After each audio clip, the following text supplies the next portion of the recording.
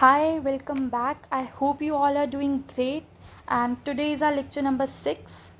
So, the structure of the class would be first, as promised in the last class, first we will try to cover the concepts which we did in the last class very clearly. That we will read section number 3 and two more sections which were connected with it, like section 141 clause 1, 168 proviso 1. Right, so first of all we'll have a quick bare act reading because the concepts are already clear. We will have a bare act reading for your understanding, and then only we will move towards the further topics. Right, so without wasting much time, we shall directly come to the main topics, because today is the lecture wherein you will see that the syllabus which we discussed in the very first class. So today is the day that we can say we have finally arrived to the main topic. Our preliminary part is over. Now it is our main topic. Okay. So main topics में the first topic is relevancy of facts, which we have already started, but from today onwards you can see that further classes, like, it will take much time because this is the most important part. So from today onwards we will start this journey and we will start our part 2. Alright. So first of all, let's just open your Beer Act. Right, open the section number 3. So this is our part 2, which is relevancy of facts. So in the last class we studied what is section 3, and also along with that the multiple sections which were connected with it. So let's have a reading and also understand what the provision says. Right, so section 3, evidence may be given of facts in issue and relevant facts. ये चीज़ हमने बहुत अच्छे से समझ ली थी कि evidence या तो फैक्ट्स एंड इशू का दिया जा सकता है या फिर उससे कनेक्टेड रेलिवेंट फैक्ट्स का. So evidence may be given in any suit or proceeding of the existence or non existence of every fact and issue and of such other facts as are hereinafter declared to be relevant and of no others. This is important. So क्या कह रहा है section 3? क्या कह रहा है कि evidence दिया जा सकता है किसी भी सूट में. सूट हम बोल देते हैं सिविल केसेस में, राइट, और प्रोसीडिंग हम बोल देते हैं क्रिमिनल केसेस में. तो this distinction you should also know कि एविडेंस दिया जा सकता है चाहे सिविल केस हो चाहे क्रिमिनल केस हो, कि कोई फैक्ट एग्जिस्ट करता है या नहीं करता है. किस चीज़ का दे सकते हैं, लेकिन हम क्या चीज़ एग्जिस्ट करती है और क्या नहीं एग्जिस्ट करती. या तो वो फैक्ट एंड इशू हो, या जो हमने लास्ट क्लास में पढ़ा था फैक्ट एंड इशू क्या होता है, मेन मुद्दा जिसके ऊपर पूरा ट्रायल चलने वाला है. जैसे क्या ए ने बी का मर्डर किया, क्या ए ने बी की बाइक चुराई. सिमिलर टू दैट, क्या ए ने फ्रॉड किया या ए ने ब्रीच ऑफ कॉन्ट्रैक्ट किया. सो this is the fact and issue. या तो फैक्ट एंड इशू के रिगार्डिंग आप एविडेंस दे सकते हो, या फिर उससे कनेक्टेड रेलिवेंट फैक्ट्स जो कि हेल्प करे प्रूव करने में डायरेक्टली और इनडायरेक्टली कि फैक्ट एंड इशू एस्टेब्लिश हो रहा है या नहीं हो रहा. तो उस चीज़ को हम बोलेंगे कि आप उस चीज़ का एविडेंस दे सकते हैं. तो इसमें ऐसा बोला गया है कि या तो फैक्ट एंड इशू का या फिर सच अदर फैक्ट्स. इसमें इनडायरेक्टली बता दिया गया है कि या फिर उन फैक्ट्स का जो कि इससे आगे दिए गए हैं relevant facts, here and after declared, यानी कि जो हम आगे पढ़ने वाले हैं हमारा second part, that is section 4 से लेके 50 तक. जितना भी हम पार्ट पढ़ेंगे सेक्शन 50 तक, 4 से लेके सेक्शन 4 ऑनवर्ड्स टिल सेक्शन 50, ये सारी बात करता है रेलिवेंसी ऑफ फैक्ट्स की. कि 4 से 50 तक हम जो भी पढ़ेंगे इसमें हम यही पढ़ेंगे कि क्या चीज़ रेलिवेंट मानी गई है कोर्ट ऑफ लॉ में and which is not relevant. क्योंकि अगर कोई फैक्ट रेलिवेंट होगा तभी हम उसको कोर्ट में लेके जा सकते हैं, सिंपल एज दैट. ठीक है, और इसमें एक साथ एक चीज़ और लिख दी गई है कि अब किस चीज़ का एविडेंस नहीं दे सकते, ऑफ नो अदर्स, जो कि हमने पहले ही डिस्कस किया था कि हम इररेलेवेंट फैक्ट्स का कोई एविडेंस कोर्ट में नहीं दे सकते हैं. ठीक है, इसका पर्पस क्या था, ताकि एक ट्रायल को हम अपने ट्रायल को कन्फाइन कर सकें. ठीक है, ताकि एक हमें पता हो स्ट्रक्चर कि इतने ही पॉइंट्स पे we have to fight in a case, we have to argue in a case. ठीक है, एक लिमिट लगाई जा सके. इतना क्लियर है. Let's move further. इसकी एक्सप्लेनेशन देखो. This section shall not enable any person to give evidence of a fact which he is disentitled to prove by any provision of the law for the time being enforced relating to civil procedure. ये ऐसा कुछ technical नहीं बोल रहा है, ये बस इतना बोल रहा है कि जस्ट बिकॉज सेक्शन 3 ऑफ भारतीय साक्ष्य अधिनियम में लिख दिया गया है कि आप किसी भी फैक्ट एंड इशू या रिलेवेंट फैक्ट का एविडेंस दे सकते हो, तो इसका मतलब ये नहीं है कि अगर सिविल प्रोसीजर यानी कि अगर सीपीसी में ऐसा कोई प्रोविज़न दिया गया है कि आप इस पर्टिकुलर चीज़ का एविडेंस नहीं दे सकते, तो जस्ट बिकॉज सेक्शन 3 से बोल रहा है कि दे सकते हो, तो ये इस पर कोई अफेक्ट नहीं करेगा। अगर सीपीसी में पर्टिकुलरली लिख दिया गया है कि आप इस चीज़ का एविडेंस नहीं दे सकते, तो सेक्शन 3 एनेबल नहीं कर देगा आपको, यानी कि इसका ओवरराइडिंग इफेक्ट नहीं है। जो सीपीसी में लिखा गया उस रिगार्डिंग वही माना जाएगा। इसका एक एग्जाम्पल भी दूंगी ताकि आपको और क्लैरिटी आए। तो इसकी इलस्ट्रेशन देख लेते हैं क्विकली। पहली इलस्ट्रेशन बोलती है कि A is tried for the murder of B. ठीक है, तो बी का मर्डर हो गया है और ए को ट्राई किया जा रहा है, यानी ए क्या है, एक्यूज है। ठीक है, ये तो चलो मर गया, ये हो गया हमारा विक्टिम। तो केस क्या चल रहा होगा, स्टेट वर्सेस एक्यूज, जिसमें कि एक्यूज कौन है, ए। ठीक है, with a club with the intention of causing his death. हमने बोला कि क्वेश्चन, तो फैक्ट एंड इशू क्या हुआ, the following are the facts and issue. पहली चीज़ कि ए ने बी को मारा, किस चीज़ से मारा, क्लब से। ए इज़ कॉजिंग बीज डेथ बाय सच बीटिंग, कि ए के मारने की वजह से ही, उसी के मारने की एक्ट की वजह से ही बी की डेथ हुई, और उसको मारते टाइम ए की इंटेंशन थी उसको मारने की। यानी कि ये जो हम सारी चीज़ें पढ़ रहे हैं ये सब है फैक्ट एंड इशू। इन ही 3 चीज़ों के ऊपर पूरा ट्रायल चलेगा। तो अगर यही 3 चीज़ें फैक्ट एंड इशू है कि किस चीज़ से मारा गया और उसी एक्ट से उसकी मौत हुई और किस स्टेट ऑफ माइंड में था वो जब उसने मारा, तो ये सब है फैक्ट एंड इशू। तो सेक्शन 3 क्या बोलता है कि अगर कोई चीज़ खुद ही फैक्ट एंड इशू है तो दैट इज़ ऑटोमेटिकली रेलिवेंट। तो आप इसके रिगार्डिंग या इससे रिलेटेड कोई भी फैक्ट दिखा सकते हैं, किसी भी चीज़ का evidence you can present in the court of law, that would be considered relevant. ये तो था हमारा बहुत बेसिक जनरल। अब एक्सप्लेनेशन की तरफ देखें तो इसकी इलस्ट्रेशन बी देखो। अ सूटर, सूटर यानी कि जो केस फाइल कर रहा है, सूट फाइल कर रहा है। A suitor does not bring with him and have in readiness for production at the first hearing of the case a bond on which he relies. This section does not enable him to produce the bond or prove its contents at a subsequent stage of the proceedings otherwise than in accordance with the conditions prescribed by CPC 1908. तो simply आपको ये सब दिमाग से निकाल देना है कि इतना कुछ पढ़ा हमने। सिर्फ इतना याद रखो कि एक मान लो एक बंदा है, ठीक है, अब उसको कोई चीज़, कोई फैक्ट प्रूव करना था, ठीक है, कोर्ट ऑफ लॉ में उसको कोर्ट में जाके ट्रायल चल रहा है मान लो, ठीक है, उसको एक फैक्ट प्रूव करना है। उस फैक्ट को प्रूव करने के लिए उसको एक बॉन्ड दिखाना था।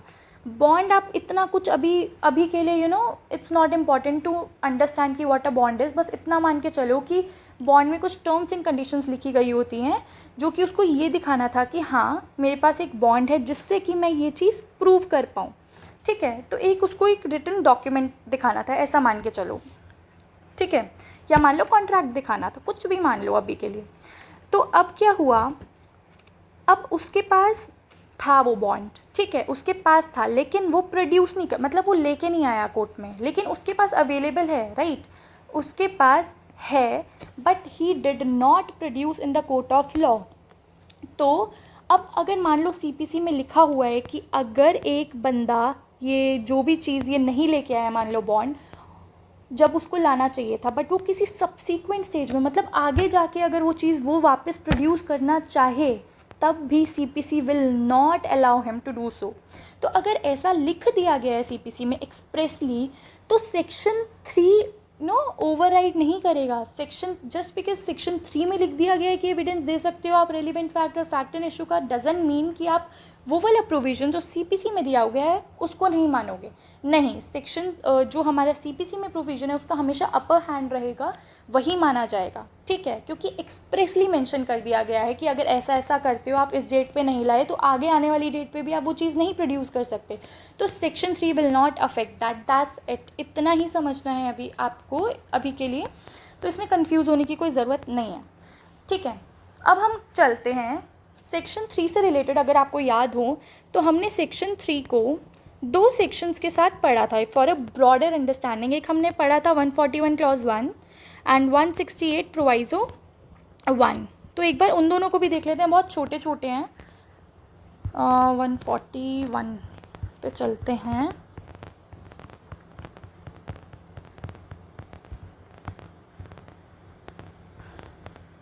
एंड अपना बेयर एक्ट ज़रूर साथ में लेके बैठा करो, सो दैट साथ साथ आप उसमें मार्क करते चलें, बिकॉज जब दोबारा रिवाइज करोगे तो सब कुछ याद आ जाता है अगर हम उसमें लिखते चलते हैं तो।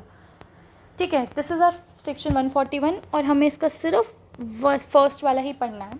इसमें लिखा गया है कि व्हेन आइदर पार्टी, यानी कि कोई भी पार्टी अगर प्रपोज करती है to give evidence of any fact, ठीक है, अगर कोई भी पार्टी किसी भी फैक्ट को लेके अपना कोई एविडेंस पेश करना चाहती है, तो जो जज है ना, हमारे जज के पास डिस्क्रिशन है। मे मतलब डिस्क्रिशन, उसकी जजेस की मर्जी है, मतलब जज के पास एक तरीके का प्रिविलेज है। दे कैन हैव, मतलब दे हैव द पावर, वो चाहें तो पूछ सकते हैं उस पार्टी से बिफोर गिविंग द एविडेंस, की proposing to give the evidence, कि in what manner the alleged fact if proved would be relevant, and the judge shall admit, shall मतलब mandatory, shall admit the evidence if it thinks that the fact if proved would be relevant and not otherwise। अब देखो, इसमें simple सी ये बात बोली है जो हमने लास्ट क्लास में भी पढ़ा था कि मान लो आपको लगता है, आप एक पार्टी हो, आपको लगता है जो आप प्रोड्यूस करना चाह रहे हो वो एक रेलिवेंट फैक्ट है, ठीक है। आप कोर्ट में गए और आप कोर्ट को बोलते हो कि sir this is the thing and मैं ये प्रोड्यूस करना चाहती हूँ, but the court has the power, वो कहेगा। अगर जज को लग रहा है डाउट, तो वो जज आपसे पूछ सकता है कि ठीक है, मान लिया ये रेलिवेंट है, बट आप मुझे प्रूव करो कि कैसे रेलिवेंट है। मान लो कोर्ट को बिलीव नहीं हो रहा कि ये रेलिवेंट चीज़ है, आप मुझे एक्सप्लेन करो कि वाई इट इज़ रेलिवेंट और इससे क्या फ़र्क पड़ेगा केस के डिसीजन पे। तो अब जो पार्टी है, मैं मान लो मैं कोर्ट को यकीन नहीं दिला पाती कि दिस इज़ रेलिवेंट, और कोर्ट को ऐसा लगता है कि मैं सिर्फ टाइम वेस्ट कर रही हूँ, कोर्ट का जस्ट डिले कर रही हूँ प्रोसीडिंग्स, तो कोर्ट मुझे मना कर देगा कि नहीं, मैं सेटिस्फाइड नहीं हूँ और आप नहीं, चाहे कितना ही रेलिवेंट हो, I won't allow to produce this evidence in my court law. ठीक है, अब दूसरी चीज़, मान के चलो मैं कन्विंस कर देती हूँ कोर्ट को कि नहीं, ये रेलिवेंट फैक्ट है और दिस इज़ द रीज़न, इस वजह से मैं कह रही हूँ कि इतना इंपॉर्टेंट है क्योंकि ये हमारे केस के डिसीजन को अफेक्ट कर सकता है। ठीक है, अब कोर्ट मान लो कन्विंस हो गई कि नहीं, this evidence is actually necessary और इसके बिना डिसीजन आएगा तो ढंग से नहीं आ पाएगा। तो उस केस में अगर कोर्ट को बिलीव हो गया है कि दिस इज़ रेलिवेंट, तो कोर्ट शैल, जज शैल, मतलब उनके ऊपर मैंडेटरी ऑब्लिगेशन है कि they have to admit the evidence, मतलब उनको एक्सेप्ट करना ही पड़ेगा, उनको अलाउ करना ही पड़ेगा एविडेंस के लिए, अगर उनको लगता है कि वो रेलिवेंट है, but not otherwise. Not otherwise का मतलब अगर इररेलेवेंट लगता है कोर्ट को, जो अभी मैंने बताया, court is not convinced that my evidence is relevant, so in that case court के पास कोई बाउंडेशन नहीं है, कोर्ट के पास लिबर्टी है कि वो डायरेक्टली मुझे डिसअलाउ कर सकता है कि no, I won't allow this evidence in my case in my court. ठीक है, this is it. I hope ये क्लियर हो गया होगा। अब हम चलते हैं 168 प्रोवाइजो 1 की तरफ, वो भी सिमिलर चीज़ बोलता है। सी 168 अभी के लिए पूरा नहीं पढ़ना है, अच्छा हमने पहले भी पढ़ा है ये इंक्विजिटोरियल जानने के लिए। ठीक है, अभी के लिए सब भूल जाओ, अभी के लिए हमें सिर्फ 168 के प्रोवाइजो 1 पे चलना है। प्रोवाइजो 1 मतलब ये कितने हैं इसमें, अच्छा 2 प्रोवाइजोस है, हमें सिर्फ अभी के लिए फर्स्ट पढ़ना है सेक्शन 3 के साथ कनेक्ट करके। ये बोलता है कि provided that the judgment must be based upon facts declared by this अधिनियम to be relevant and duly proved. तो इसमें ये बोला गया सिंपल तौर से कि अगर कोई कोर्ट जजमेंट भी दे रहे हैं ना, तो that judgement should also be based upon the relevant facts, यानी कि जो जजमेंट है उसके पीछे का जो रीजनिंग होगी और जो उसके पीछे का रीज़न होगा कि क्यों वो जजमेंट दी जा रही है, तो उसका रीज़न भी हमेशा जजमेंट रिलाई होनी चाहिए रेलिवेंट फैक्ट्स के ऊपर। अगर इररेलेवेंट फैक्ट्स को मान लो एक्सेप्ट भी कर लिया गलती से कोर्ट ने, तो उन इररेलेवेंट फैक्ट्स के ऊपर जजेस जो हैं they can not give the judgement. तो ये एक तरीके का उन पर बार है, एक तरीके का बाउंडेशन है कि जजमेंट जब भी आएगी वो हमेशा रेलिवेंट फैक्ट्स के ऊपर ही आएगी और जो कि ड्यूली प्रूव्ड है कोर्ट में।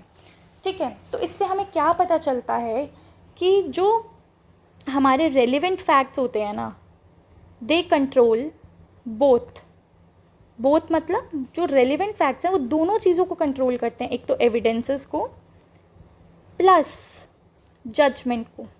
और मैं ऐसा क्यों बोल रही हूँ, अभी हमने पढ़ा कि रेलिवेंट फैक्ट होंगे तभी एविडेंस अलाउ किया जाएगा कोर्ट में, राइट। अगर आप इररेलेवेंट चीज़ें ला रहे हो तो कोर्ट मना कर देगा, ठीक है। तो एक तरीके से एविडेंस भी तभी एक्सेप्टेड है if your fact is relevant, और जजमेंट भी तभी दी जा सकती है, मतलब जजमेंट जो दी जा सकती है वो भी सिर्फ रेलिवेंट फैक्ट के ऊपर ही बेस दी जा सकती है। So this is the connection between all these 3 sections and I hope the things are getting clear now. So this was all about the yesterday's class जो हमारा पेंडिंग रह गया था, तो आई थॉट कि पहले हमें वो क्लियर करना चाहिए, ठीक है। अब हम आगे चल सकते हैं आई गेस, ठीक है। सो आज का हमारा जो एजेंडा है उस पर चलते हैं। फॉर दैट मैं पीपीटी पे लेके चलती हूँ जो मैं आज प्रिपेयर करके लाई हूँ आपके लिए। उससे पहले मैं आपको ये बता दूँ कि आज हम कवर क्या करने वाले हैं। एक अभी हम 169 पढ़ेंगे, ठीक है और देन हम पढ़ेंगे section 4। These 2 are the agenda for today कि हम पहले 169 कवर करेंगे एंड देन हम सेक्शन 4 स्टार्ट कर देंगे आज, और 4 हो भी जाएगा। बहुत छोटा सा सेक्शन है but it is very very important for the exam purpose of you. So चलते हैं हम अपनी पीपीटी की तरफ। देखो हमारा जो टॉपिक है, फर्स्ट टॉपिक है, वो कहता है कि कॉन्सिक्वेंसेस ऑफ इम्प्रॉपर एविडेंस। पहले आप समझो कि मैं क्या बोल रही हूँ, क्यों बोल रही हूँ। ये इम्प्रॉपर एविडेंस क्या है, ऐसी कुछ बहुत टेक्निकल चीज़ नहीं है, it's a very simple thing, ठीक है। तो ध्यान से समझेंगे। तो बोर्ड पे पहले हम पीपीटी से समझते हैं, अगर ज़रूरत लगी तो फिर मैं साथ में बोर्ड पे भी समझा दूँगी आप लोगों को, ठीक है। सो कम ऑन, 169 जो है हमारा बात करता है कॉन्सिक्वेंसेस ऑफ इम्प्रॉपर एविडेंस। पहले बेयर एक्ट रीड करते हैं फिर हम समझेंगे। Section 169, no new trial for improper admission और रिजेक्शन ऑफ एविडेंस। तो ये क्या बोल रहा है, द इम्प्रॉपर एडमिशन और rejection of evidence shall not be ground of itself for a new trial or reversal of any decision in any case, if it shall appear to the court before which such objection is raised that independently of the evidence objected to and admitted that there was sufficient evidence to justify the decision, or that if the rejected evidence had been received it ought not to have varied the decision। तो the language is confusing but the concept is very very simple। तो board पे ही समझते हैं, ऐसे नहीं समझ आएगा। पहले ये देखो, ये मैंने जो इतनी अजीब टर्म लिखी है, व्हाट इज़ इम्प्रॉपर एविडेंस, नाम से पता चल रहा है, वैसे it's very easy. Improper evidence का मतलब क्या लग रहा है आपको, कि ऐसा evidence which is not proper, जो एविडेंस ढंग का नहीं है, प्रॉपर नहीं है। How I am saying it is not proper, मान के 2 सिचुएशन हो सकती हैं। पहली सिचुएशन, या तो कोई रेलिवेंट फैक्ट था, ठीक है, जिसको कि अब रेलिवेंट फैक्ट है तो it must have been admitted. Simple लिखा हुआ है ना साफ साफ कि अगर रेलिवेंट फैक्ट है तो court has to admit it, अगर वो सेटिस्फाई हो जाते हैं। तो अगर कोई रेलिवेंट फैक्ट था जिसको एक्सेप्ट करना चाहिए था कोर्ट को, बट और दूसरी चीज़ है कि अगर एक इररेलेवेंट फैक्ट था जिसको कोर्ट को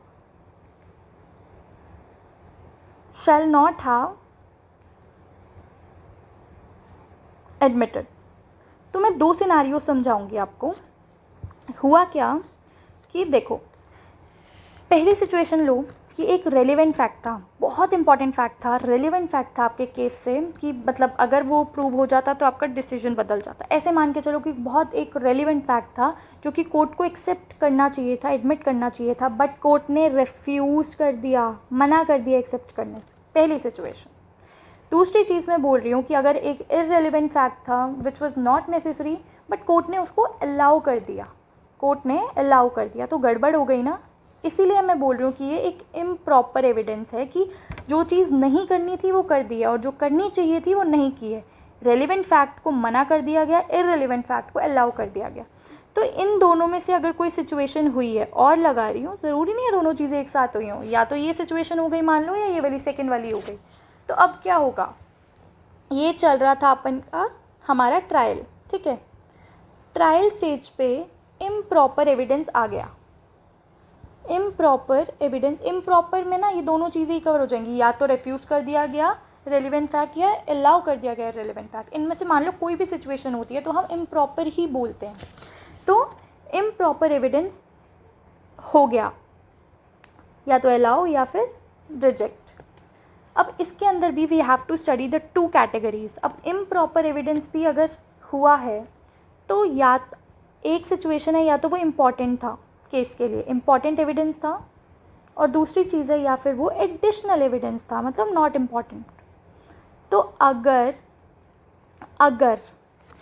इम्प्रॉपर एविडेंस एक्सेप्ट कर लिया गया है बाय द कोर्ट या फिर रेफ्यूज़ कर दिया गया है बाय कोर्ट, और वो एक इम्पॉर्टेंट एविडेंस था, इम्पॉर्टेंट एविडेंस मतलब कि वो डिसीजन को बदल सकता था, मतलब it would have been the basis of decision, कि अगर वो एक्सेप्ट कर लिया जाता या नहीं किया जाता तो क्या होता, कि अगर एक्सेप्ट कर लिया जाता या नहीं किया जाता तो वो मतलब it would have affected the decision, मतलब वो डिसीजन पे डायरेक्टली अफेक्ट करता, इस तरीके का एविडेंस था।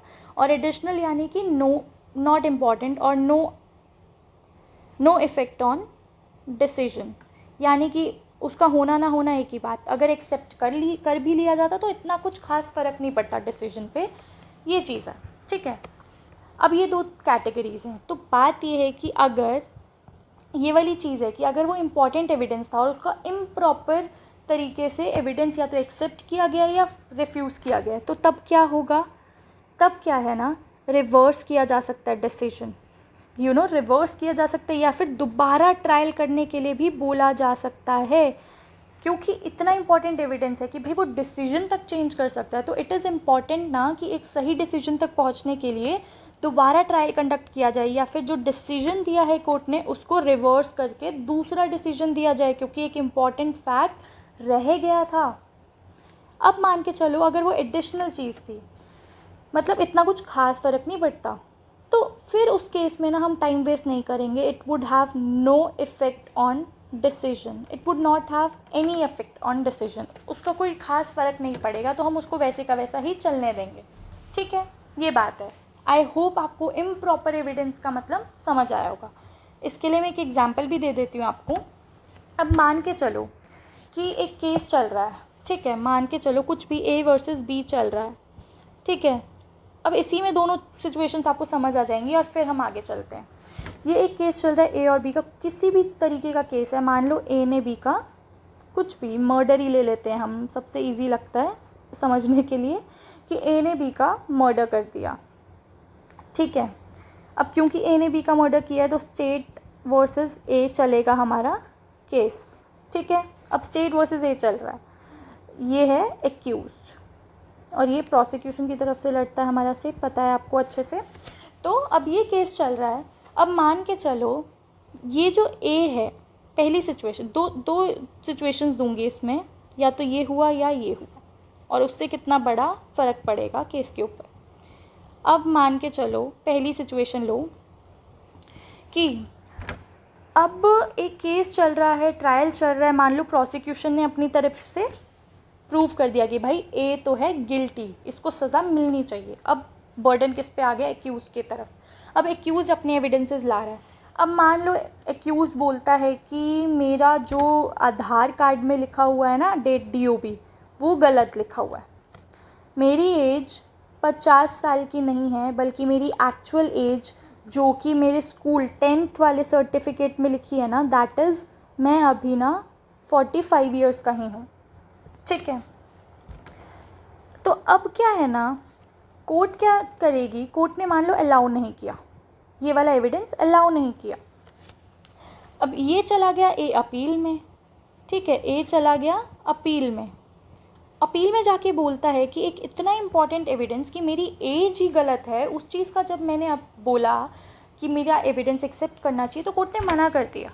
तो कोर्ट बोलेगा इट इज़ नॉट इम्प्रॉपर, मतलब उससे कोई अफेक्ट थोड़ी आया है। आपकी एज 47 है, आपकी एज 60 है या 50 है, जो भी है, आपने मर्डर तो किया है ना, सज़ा तो उतनी ही मिलेगी, उससे कोई इफ़ेक्ट नहीं आया, तो there is no affect on decision.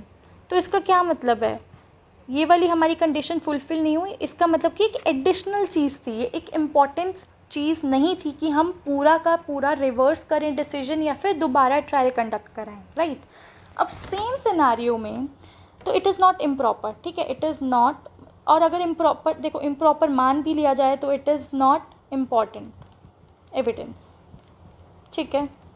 दूसरे सिनारियो में अगर मान के चलें कि अगर ए बोलता है कि मेरी एज तो 17 थी, नॉट 19, अब बताओ अब ये इम्पॉर्टेंट है या नहीं है ना, कॉमन सेंस अप्लाई करो, now it becomes very important, क्योंकि अगर वो 19 साल का है तो वो एडल्ट की तरह ट्रीट होगा, अगर वो 17 साल का है तो वो माइनर है ना, तो उसको जुवेनाइल एक्ट के अंदर डील किया जाएगा। तो यही चीज़ मैं बताना चाह रही हूँ कि अगर ऐसा कुछ सिनेरियो है which is very very important, तो और अगर यहाँ पे कोर्ट रिफ्यूज़ कर देती है तो भाई इम्प्रॉपर तो है ही, साथ ही साथ एक इम्पॉर्टेंट एविडेंस को मना कर दिया गया है, और इससे कि पूरा डिसीजन ही चेंज हो सकता है, ठीक है। तो इस केस में क्या है ना कि इस केस में court has to reverse the decision, और ज़रूरत पड़ी तो दोबारा पूरा ट्रायल भी कंडक्ट कराया जाएगा, बिकॉज इसकी वजह से पूरा का पूरा ट्रायल का डिसीजन इज़ बेस्ड। अब समझ आया आपको डिफरेंस बिटवीन द टू, बस दैट्स इट, इतना ही समझना है आपको कि कब रिवर्स या कब रीट्रायल हो सकता है और कब नहीं हो सकता, this is the important thing, और मुझे लगा कि इसी के साथ पढ़ानी ज़रूरी है। तो अब आपको सेक्शन ज़्यादा अच्छे से समझ आएगा कि इम्प्रॉपर एडमिशन और rejection of evidence shall not be ground of itself, कि जस्ट बिकॉज कि एक गलत चीज़ एडमिट कर ली, मतलब एक इररिलेवेंट फैक्ट एडमिट कर लिया गया है या फिर रेलिवेंट फैक्ट को नहीं एक्सेप्ट किया गया है, रिजेक्ट कर दिया गया है, ये खुद में ही ग्राउंड नहीं है कि भाई न्यू ट्रायल होना चाहिए या रिवर्स होना चाहिए डिसीजन, नहीं। जब तक कि कोर्ट को ऐसा ना लगे कि इतना सफिशिएंट है, इतना इम्पॉर्टेंट एविडेंस है कि वो हमारे डिसीजन को ही चेंज कर सकता है या अफेक्ट कर सकता है, ठीक है, या मतलब वही चेंज कर सकता है डिसीजन को, तब तक न्यू ट्रायल और रिवर्सल की ज़रूरत नहीं है। अगर वो एक सिर्फ एडिशनल फैक्ट है कि उससे कोई ज़्यादा फ़र्क नहीं पड़ेगा डिसीजन पे, तो कोर्ट क्यों टाइम वेस्ट करेगा दोबारा, राइट। बट अगर इतना इम्पॉर्टेंट है तो ज़रूरी है कि भाई या तो दोबारा का दोबारा पूरा का पूरा ट्रायल कराया जाए, और अगर पूरे ट्रायल की आवश्यकता नहीं है तो at least the decision should be reversed, decision तो चेंज किया जाए, दैट्स इट। तो 169 हम बोल सकते हैं, इट प्रोवाइड्स फॉर रिवर्सल और retrial only when the improper evidence could have changed the outcome of the change या varied the outcome, यानी कि decision of the case, कि reverse या तो reversal of decision,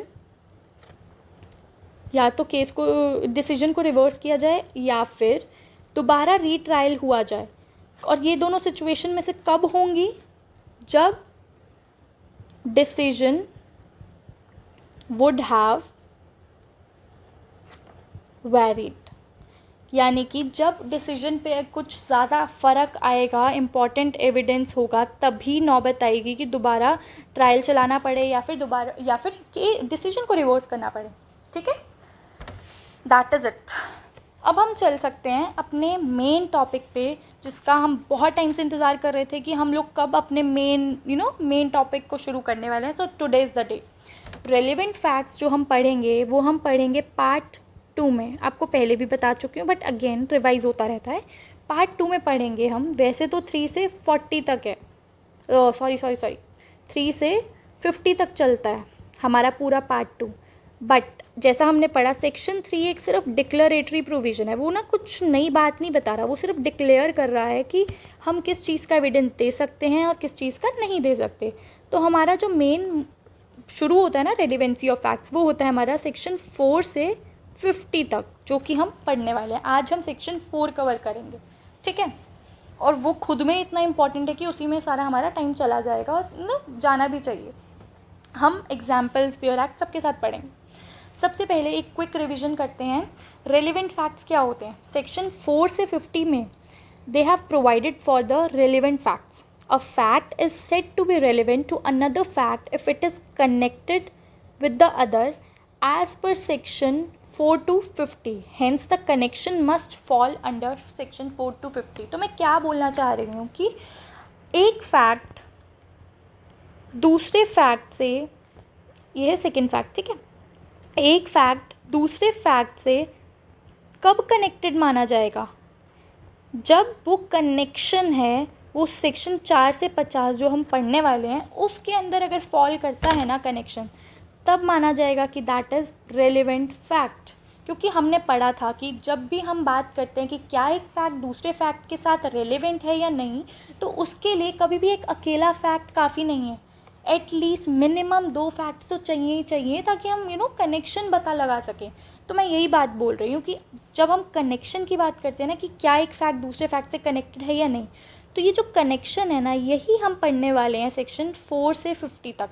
तो अगर कोई फैक्ट, अगर किसी फैक्ट का रिलेशनशिप या कनेक्शन इन ही सेक्शंस के अंदर फॉल हो रहा है, इसी के एम्बिट के अंदर गिर रहा है, दैट मीन्स कि वो एक रेलिवेंट फैक्ट है और उसको कोर्ट के अंदर एज एन एविडेंस प्रोड्यूस किया जा सकता है। Alright, however these sections are not mutually exclusive। what is not mutually exclusive? that is one fact may be relevant under more than one sections। तो मैं ये बोलना चाह रही हूँ कि जो हम 4 से 50 पढ़ने वाले हैं ना, इसका मतलब ये नहीं है कि अगर कोई चीज़, या मान लो कि अगर एक फैक्ट रेलिवेंट हो गया दूसरे फैक्ट से अंडर सेक्शन 24 मान के चलो, या अंडर सेक्शन कुछ भी ले लो, या अंडर सेक्शन अभी 4 पढ़ने वाले हैं ना, मान लो अगर 4 के अंदर एक चीज़ रेलिवेंट होगी तो वो 7 के अंदर रेलिवेंट नहीं हो सकती। नहीं, एक फैक्ट दूसरे फैक्ट के साथ मल्टीपल सेक्शंस के साथ कनेक्ट हो सकता है। तो मैं ये बोलना चाह रही हूँ कि ये डिपेंडेंट है एक दूसरे पे। ऐसा नहीं है कि अगर एक चीज़ दूसरी चीज़ के साथ रेलिवेंट हो गई किसी एक सेक्शन के अंदर तो वो किसी और सेक्शन में फॉल नहीं करेगा, मल्टीपल सेक्शंस के अंदर भी फॉल कर सकता है। मेन बात है कि कनेक्शन बिल्ड होना चाहिए, चाहे एक सेक्शन के अंदर कनेक्शन बिल्ड हो, चाहे 10 के अंदर हो, चाहे सबके अंदर हो। ठीक है, ये बात है। ये आपको तब चीज़ें समझ आएंगी जब हम आगे पढ़ेंगे, एग्जाम्पल्स लेंगे, तो तब ज़्यादा चीज़ें क्लियर होंगी। इफ़ यू वांट मैं अभी भी एक एग्जाम्पल दे सकती हूँ, बट आई गेस अभी इट्स टू सून, तो हम पहले आगे चलते हैं। अभी के लिए इतना मान के चलो कि ये सब एक दूसरे पे डिपेंडेंट है। नॉट म्यूचुअली मतलब आप याद रख सकते हो कि डिपेंडेंट है, कि अगर एक फैक्ट दूसरे फैक्ट के साथ कनेक्टेड है तो इसका मतलब ये नहीं है कि वो सिर्फ एक ही सेक्शन के अंदर कनेक्टेड है, मल्टीपल सेक्शंस के अंदर भी फॉल कर सकता है और तब भी उसको रिलेवेंट ही माना जाएगा। ठीक है, अब हम देखते हैं कि जो हम पढ़ेंगे, हमने आपको याद होगा, even I have mention in the syllabus what which we are going to cover in the upcoming classes, कि हम रेलिवेंट फैक्ट्स जो हमारा पार्ट 2 है उसको हम 5 पार्ट्स में बांटते हैं। पार्ट 2 कहाँ तक जा रहा है मैंने अभी बताया, 4 से 50 पढ़ेंगे हम। 3rd तो डिक्लेरेटरी प्रोविजन था जो which we have already covered. तो मेन आता है 4 से लेके 50 तक। तो हमने पूरे पार्ट 2 को 5 हिस्सों में बांट दिया गया है ताकि एक आपको अच्छी अंडरस्टैंडिंग बने कि सिर्फ 5 टॉपिक्स हैं जो हमें पार्ट 2 में पढ़ने हैं और उसके अंदर मल्टीपल सेक्शंस हैं। ठीक है, पहली चीज़ है क्लोजली कनेक्टेड फैक्ट्स, फिर है statements, judgements, opinions and character. ये 5 ऐसी रेलिवेंट फैक्ट्स हैं जो हमें पढ़ने हैं पार्ट 2 के अंदर to get a broader understanding कि ये जो 5 चीज़ें हैं ये रेलिवेंट फैक्ट के अंदर आती हैं, यानी कि इसका एविडेंस अलाउड है इन द कोर्ट। ठीक है, तो क्लोजली कनेक्टेड फैक्ट्स हम पढ़ेंगे 4 से 14, स्टेटमेंट्स 15 से 33, जजमेंट्स 34 से 38, ओपिनियंस 39 से 45 एंड कैरेक्टर 46 से 50। तो अभी के लिए you don't have to get confuse in the terms. अभी के लिए सिर्फ इतना मान के चलो कि पहले हम पढ़ेंगे क्लोजली कनेक्टेड फैक्ट्स क्या होते हैं, कि ऐसे कौन से फैक्ट्स हैं जो बहुत आपस में ऐसा लगता है कि सब एक दूसरे से कनेक्टेड हैं, कोई डॉट कनेक्ट हो रही है, तो कब हम उनको रेलिवेंट फैक्ट मानेंगे। दूसरी कुछ ऐसी स्टेटमेंट्स होती हैं किसी के द्वारा दी गई जिसको हम रेलिवेंट फैक्ट मान लेते हैं। कुछ जजमेंट्स भी होती हैं जिसको हम रेलिवेंट फैक्ट के रूप में देखते हैं। कुछ ओपिनियंस, कुछ एक्सपर्ट ओपिनियंस पढ़ेंगे हम आगे जाके कि किन किन बंदों के ओपिनियन मैटर करते हैं और किन किन लोगों के ओपिनियंस हम रेलिवेंट फैक्ट के तौर पे देखते हैं और एविडेंस एक्सेप्ट करते हैं। और कहीं कहीं आ जाता है कैरेक्टर, कि कब एक इंसान का कैरेक्टर इम्पॉर्टेंट रोल प्ले करता है या नहीं करता। अभी से हम क्यों मान के चले करता है, जब हम आगे पढ़ेंगे तब हम देखेंगे कि कैरेक्टर का क्या रोल होता है सिविल केस में, क्या रोल होता है क्रिमिनल केस में। So all these 5 things are which we are going to read in our upcoming sessions, और हम पूरा ये पार्ट 2 कवर करेंगे इसी सीक्वेंस में। तो आज की क्लास स्टार्ट करते हैं। आज का हमारा एजेंडा था section 169 which is already done, bare act reading हो गई है साथ के साथ। अब हमें करना है सेक्शन 4, हमारा पहला टॉपिक। तो हमारी पहली जो है ना रेलिवेंट फैक्ट की category, that is closely connected fact. यहाँ लिख देती हूँ क्लोजली, ये हमारी है first category relevancy of fact के अंदर, which is under part 2 closely connected facts, जो कि कहाँ से कहाँ तक है, सेक्शन 4 से लेकर 14, ठीक है, 4 से लेकर 14 तक हम कवर करने वाले हैं। तो today is our first one कि हम बात करेंगे कि क्लोजली कनेक्टेड फैक्ट्स क्या होते हैं। ठीक है, ऐसे फैक्ट्स जो आपस, नाम से पता चल रहा है, जो आपस में बहुत ज़्यादा ऐसा लगता है सिमिलर है, बहुत ज़्यादा कनेक्टेड है, तो वो पढ़ने वाले हैं। तो आज हम पढ़ेंगे सेक्शन 4, ठीक है। फर्स्ट हमारा क्लोजली कनेक्टेड फैक्ट के अंदर भी पहला सेक्शन है हमारा section 4, which we are going to get done in by the end of this class, ठीक है। अब देखो डायरेक्टली मुझे नहीं लगता कि आपको बेयर एक्ट पे लेके जाना चाहिए, पहले मैं आपको कुछ बातें बता देती हूँ, फिर हम एक बार बेयर एक्ट रीडिंग करते हैं, ठीक है। अब बात करते हैं हम कि सेक्शन 4 बात करने वाला है कुछ क्लोजली कनेक्टेड फैक्ट्स के बारे में। ऐसे फैक्ट्स जो आपस में बहुत ज़्यादा क्लोजली आपको दिखेगा कि बातें तो सेम हो रही हैं, तो क्या रेलिवेंट है या नहीं है, क्या चीज़ है। तो पहला क्वेश्चन उठता है कि how to look at relevancy, कि किस तरीके से हम रेलिवेंसी को देखते हैं कि क्या चीज़ रेलिवेंट है या नहीं, तो हमारा क्या नज़रिया होता है। देखो हमने ऊपर भी पढ़ा fact and issue, relevant facts, ये सब हैं हमारे रेलिवेंट चीज़ें, बट ये सब क्या है, मतलब किस हद तक हम रेलिवेंसी डिटरमाइन करते हैं। तो अब ये मान लो ये है हमारा फैक्ट एंड इशू।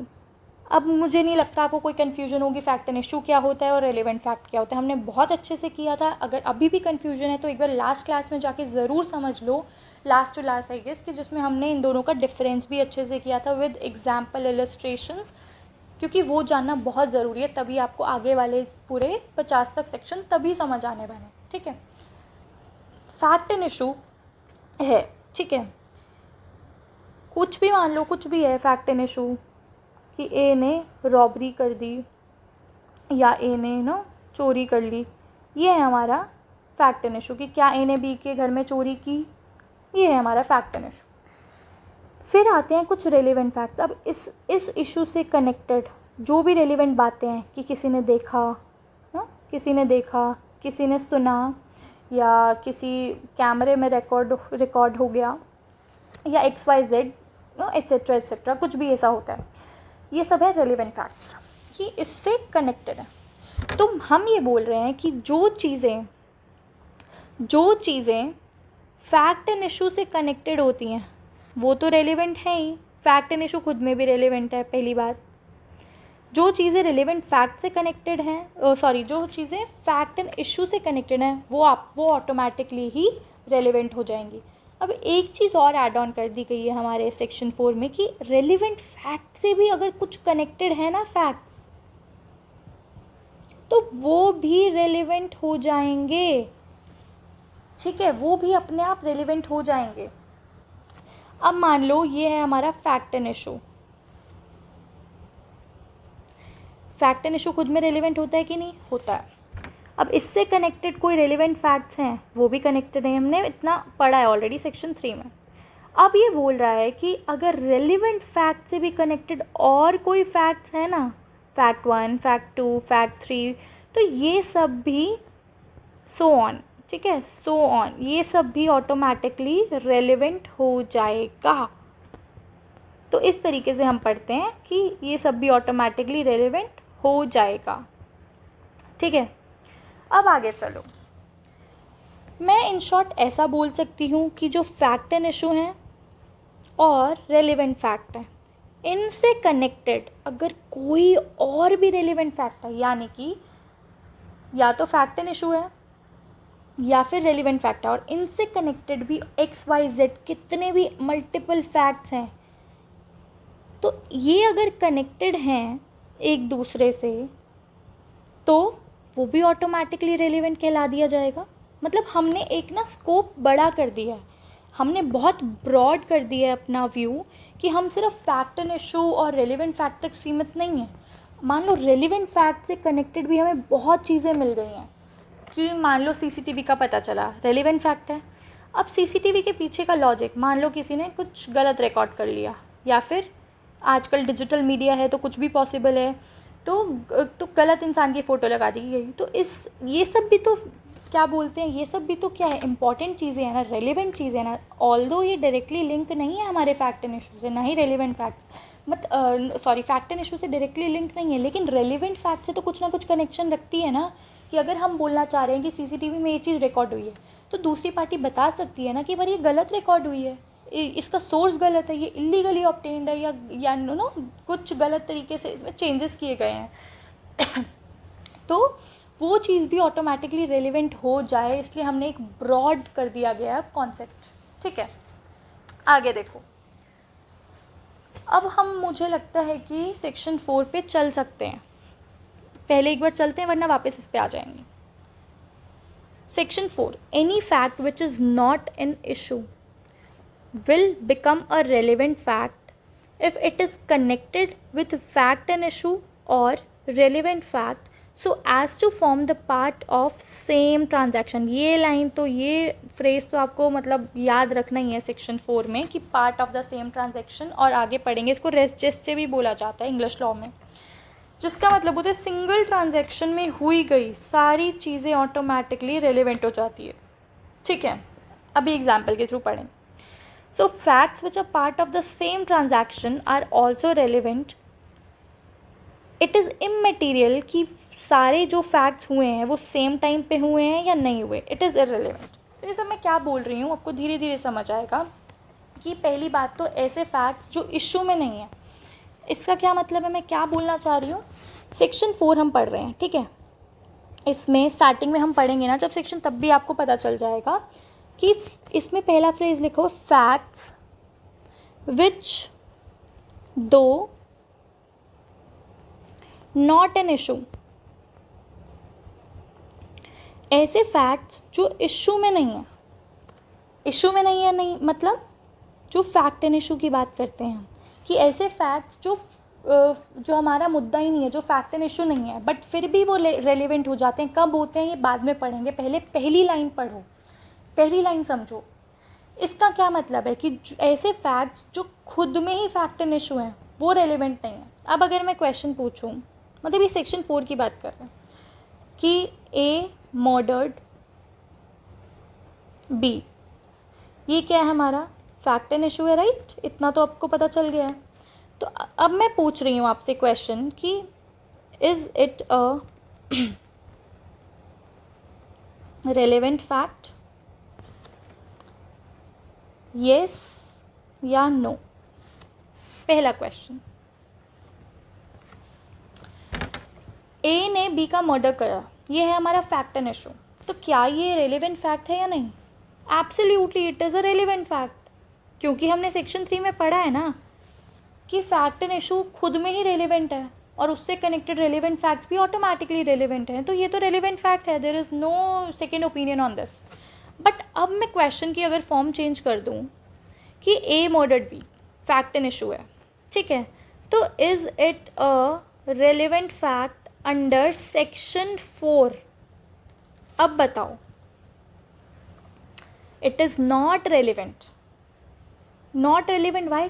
मैं ये नहीं कह रही कि फैक्ट एंड इशू खुद में रेलिवेंट नहीं है, बिल्कुल रेलिवेंट है, लेकिन क्योंकि हमारी पहली लाइन दी गई है कि facts which are not an issue, यानी कि हम सेक्शन 4 के अंडर हम फैक्ट एंड इशू को रेलिवेंट नहीं मान रहे हैं। फैक्ट एंड इशू खुद में रेलिवेंट है, किसी और सेक्शन में आ जाएंगे, लेकिन सेक्शन 4 जो हम सेक्शन 4 पढ़ रहे हैं उसके अंदर इट इज़ नॉट रेलिवेंट। यही आपको चीज़ समझनी है कि क्वेश्चन बहुत ध्यान से समझना है।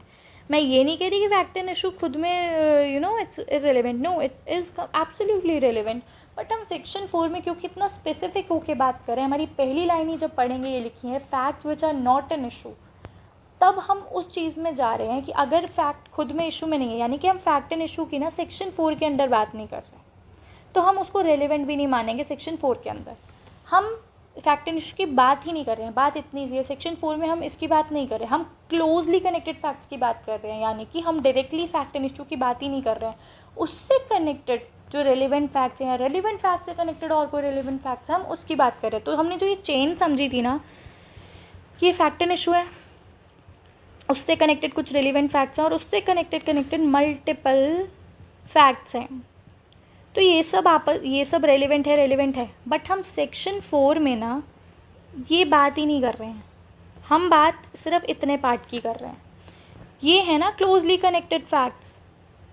क्लोजली कनेक्टेड क्यों बोल रही हूँ, क्योंकि ये एक दूसरे से लिंक्ड है, फैक्ट एंड इशू से भी लिंक्ड है, ठीक है, और ये आपस में भी लिंक्ड है, और ये इसके साथ भी लिंक्ड है, बट हम यहाँ फैक्ट एंड इशू की बात नहीं कर रहे, तो इसलिए हम सेक्शन 4 में ये वाली चीज़ हटा देंगे कि हम फैक्ट एंड इशू की बात ही नहीं कर रहे हैं, तो हम वो रेलिवेंट भी नहीं मानेंगे, ठीक है।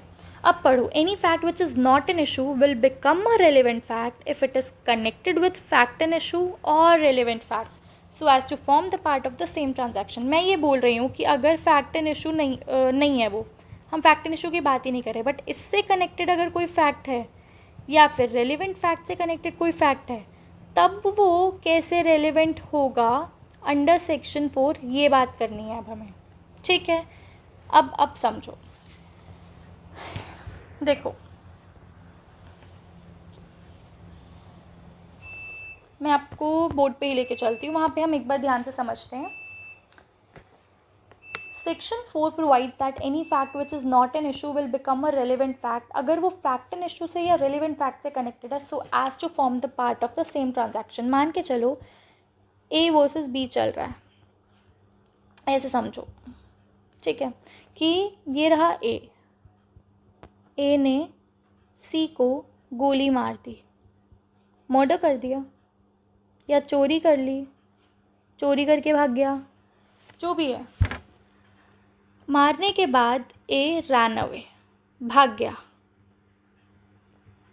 या फिर बी ने सी के घर से कुछ चुराया और फिर कहीं जाके छुप गया,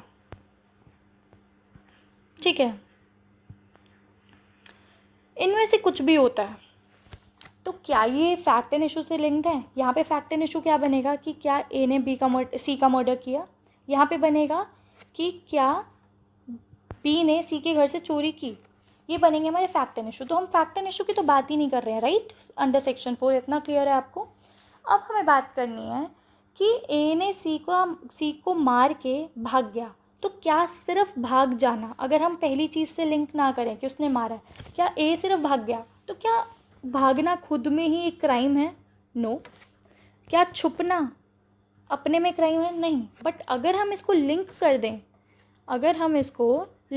कर दें हमारे फैक्ट एंड इशू से, ये हमारा फैक्ट एंड इशू है, राइट, इससे लिंक कर दें, तो अब ये ऑफेंस बन गया कि नहीं, कि उसने पहले मर्डर किया और फिर भागा, पहले उसने चोरी की फिर जाके कहीं छुप गया, तो अब ये रेलिवेंट हो गया। क्यों रेलिवेंट हो गया? क्योंकि इसका मतलब ये बहुत क्लोजली कनेक्टेड है, सेम ट्रांजैक्शन ही मान के चलो कि मारा और भाग गया, चोरी की और छुप गया, तो ये मतलब इतना क्लोजली लिंक्ड है कि अगर हम पढ़ें तो हमें समझ आ जाएगा देयर इज़ अ कनेक्शन। अगर अकेले पढ़ो तो लगेगा क्या हो गया, भाग गया तो भाग गया, बट पहले उसने मर्डर किया एंड देन भाग गया, तो ये एक ही ट्रांजैक्शन का पार्ट मानेंगे कि एक ही ट्रांजैक्शन में वो पहले मारा और भाग गया, तो it is the part of same transaction, एक ही ट्रांजैक्शन में सब कुछ हो गया, ठीक है। तो इसलिए हम ये बोलते हैं कि it is the part of closely connected facts, कि इतना क्लोजली कनेक्टेड है ये एक दूसरे से कि मारा इसलिए भाग गया, ठीक है। और भागा क्यों? क्योंकि उसने मारा। तो ये क्लोजली कनेक्टेड फैक्ट है जो एक रिलेशन एस्टेब्लिश कर रहा है या तो फैक्ट एंड इशू से या रेलिवेंट फैक्ट से। तो इसीलिए हम बोलते हैं कि इसको एक ही ट्रांजैक्शन का पार्ट माना जाएगा। ठीक है। और हमारे जो सर जेम्स फिट्स थे जिन्होंने हमारा पुराने वाला इंडियन एविडेंस एक्ट भी ड्राफ्ट किया था, पूरा नाम नहीं लिख रही, sir James Fitz James Stephen, तो उन्होंने भी ट्रांजैक्शन को क्या बोला? उन्होंने बोला कि ट्रांजैक्शन जो हम इतना पढ़ रहे हैं कि part of the same transaction क्या है, तो उन्होंने बताया, डिफ़ाइन किया कि ट्रांजैक्शन का मतलब है सिंगल लीगल नेम। किसी भी चीज़ को हम अगर एक सिंगल नेम दे दें, फॉर एग्ज़ाम्पल हम कॉन्ट्रैक्ट पढ़ते हैं, ए ने पहले ऑफ़र दिया, बी ने एक्सेप्ट किया, फिर कंसिड्रेशन दी, फिर प्रोमिसेस क्या बोलते हैं परफॉर्मेंसेस हुई। ठीक है, ऑफ़र, एक्सेप्टेंस, कंसिड्रेशन, प्रॉमिस, सब कुछ एक चेन बनी। ठीक है, फिर उसके बाद डिसाइड हुआ कि क्या मोड ऑफ पेमेंट रहेगा। तो ये सब जो स्टेप्स कर रहे हैं हम इसको एक ही तो लीगल टर्म में बोल सकते हैं, हम कॉन्ट्रैक्ट किए हैं। अगर हम बोल रहे हैं कि हमारे बीच में ए और बी के बीच में एक कॉन्ट्रैक्ट हुआ है तो ऑटोमेटिकली ये सारी चीज़ें कवर हो जाएंगी। तो हम एक सिंगल नेम दे देते हैं और उसी को हम ट्रांजैक्शन बोल देते हैं। That is it. हम बोलते हैं कि ट्रांजैक्शन में सब कुछ हो गया। तो ऐसे ही मैं अगर बोल रही हूँ कि ए ने मारा और फिर वो भाग गया, तो ये हम बोलेंगे कि it is the part of same transaction. और इसी चीज़ को इंग्लिश लॉ में रेस्ट जेस्चे बोल देते हैं। इसी चीज़ को रेस्ट जेस्चे बोल देते हैं हमारे इंग्लिश लॉ में। सिर्फ टर्मिनोलॉजीज़ का डिफरेंस है। तो कई बार आपसे क्वेश्चन पूछ लेते हैं कि रेस्ट जेस्चे का प्रिंसिपल किस सेक्शन में है, तो यू हैव टू आंसर कि सेक्शन 4 में, और इसका मीनिंग है part of the same transaction. तो घुमा फिरा के ये सब बातें पूछ लेते हैं, तो यू शुड नो। और बेयर एक्ट में साथ साथ लिखते चलो, res gestae, part of same transaction, English law में ये बोला जाता है, तो आपको चीज़ें पता होनी चाहिए। ठीक है, हम क्यों बोल रहे हैं सेक्शन 4 में कि सिंगल ट्रांजैक्शन का पार्ट है? क्योंकि ये जो भी हम फैक्ट्स की बात कर रहे हैं ये कहीं ना कहीं लिंक्ड हैं, कनेक्टेड हैं, इसका कोई कनेक्शन है या तो हमारे फैक्ट एंड इशू से या फिर हमारे रेलिवेंट फैक्ट से। दैट इज़ वाई हम बोल रहे हैं कि this is the part of the same transaction. ठीक है, अब मैं आपको लेके चलती हूँ पहले इस पे, इसके फीचर्स देख लो। सेक्शन 4 क्या कहना चाहता है, सम अप करते हैं। It contains a principle of English law. जैसा मैंने बताया इसको रेस्ट जेस्चे से भी बोला जाता है, इसके नाम से भी बहुत फेमस है ये। यानी कि जो भी चीज़ें हुई हैं एक ही ट्रांजैक्शन में, all the things done in the same transaction, single transaction, उसको हम बोल देते हैं कि वो है रेस्ट जेस्चे, और वही है हमारा सेक्शन 4। ठीक है, कोई अलग बात नहीं कह रहा। और जो रेस्ट जेस्चे का प्रिंसिपल है ये सिर्फ सेक्शन 4 तक लिमिटेड नहीं है, हम 5, 6, 7 ये सब भी पढ़ेंगे तो उस पर भी रेस्ट जेस्चे अप्लाई होता है। तो कभी पूछ लिया जाए तो यू शुड नो दैट कि रेस्ट जेस्चे का प्रिंसिपल सेक्शन 4, 5, 6, 7 सब पे अप्लाई होता है। मेनली सेक्शन 4 पे, क्योंकि 4 पे डायरेक्टली लिख दिया गया है part of the same transaction. But जब हम 5, 6 और 7 पढ़ेंगे तब भी हमें पता चलेगा कि कहीं ना कहीं ये जो है ये उसके अंडर भी कवर हो रहा है ये प्रिंसिपल। ठीक है, it is an exception to the principle of exclusion of hearsay due to the spontaneity of events. अब इसका क्या मतलब है? देखो, हमने पढ़ा था एक hearsay का प्रिंसिपल।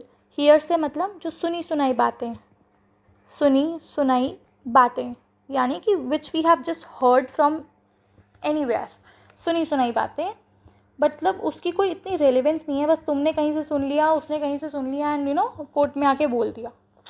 इसकी कोई रेलिवेंसी नहीं होती है, not relevant under in the court of law. और हम इसीलिए बोलते हैं कि there is the principle of exclusion of hearsay, यानी कि जनरल रूल हमारा यही कहता है कि सुनी सुनाई बातों की कोई जगह नहीं है कोर्ट में। हाँ, हमने इसकी एक्सेप्शंस पढ़ी थी, जो डाइंग डिक्लेरेशन वगैरह पढ़ा था, तो वो अलग चीज़ है। बट हम जनरल रूल की बात कर रहे हैं कि हियरसे की कोई जगह नहीं होती। तो अगर आप देखा जाए तो जो सेक्शन 4 है हमारा, ये कहीं ना कहीं हियरसे प्रिंसिपल को ही नहीं प्रमोट कर रहा। मैं ऐसा क्यों बोल रही हूँ? जैसे मैंने बोला ये है एक बंदा, ठीक है, इसने बी को मार दिया, मर्डर्ड।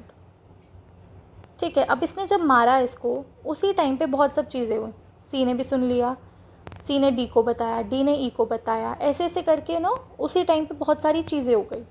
अब इसकी स्टेटमेंट, इसका एविडेंस सब कुछ ना रेलेवेंट मान लिया जाएगा क्योंकि जस्ट आफ्टर मर्डर हुआ है।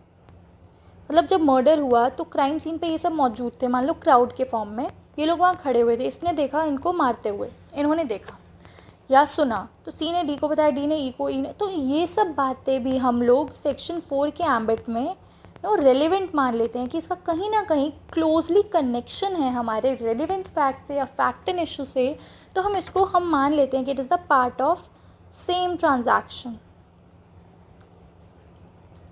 तो इसीलिए मैं ये भी तो बोल सकती हूँ कि ये सब हियर से एविडेंस है, तो वाई वी आर अलाउइंग, तो हम लोग इसीलिए अलाउ करते हैं क्योंकि वैसे तो हियर से एविडेंस मतलब सुनो टोटली नॉनसेंस होता है, सिर्फ फालतू की बातें और बहुत सब मिक्स अप होती हैं कि किसी ने कुछ एक्स्ट्रा ऐड कर दिया, कुछ गॉसिप्स होती हैं, इधर से उधर बात हुई, तो बाकी बहुत चीज़ें एडिशंस एंड सब्ट्रैक्शन होती है, तो उसके ट्रांजिट में हमारी जो एक्चुअल इन्फॉर्मेशन है या एक्चुअल थिंग है वो इट गेट्स लॉस्ट।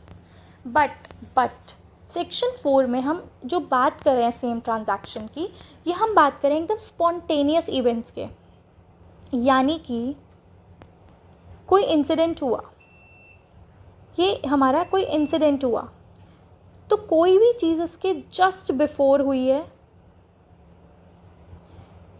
या फिर जस्ट आफ्टर हुई है, यानी इस इंसिडेंट के जस्ट पहले कोई चीज़ हुई या जस्ट आफ्टर कोई चीज़ हुई, तो वो एक बहुत स्पॉन्टेनियस चीज़ है ना, बहुत रीसेंट है ना, रीसेंट बोल सकते हो ना कि एकदम ताज़ी बात है, तो बहुत कम समय मिलता है कुछ एडिशंस करने का। मान लो मैंने अपनी आंखों के आगे किसी को शूट करते देखा और मैंने अपने दोस्त को जस्ट वहाँ से गुजर रहे, या मैंने फ़ोन करके बता दिया या एकदम साथ बता दिया, तो मतलब मेरे पास टाइम ही नहीं मिला ना मुझे।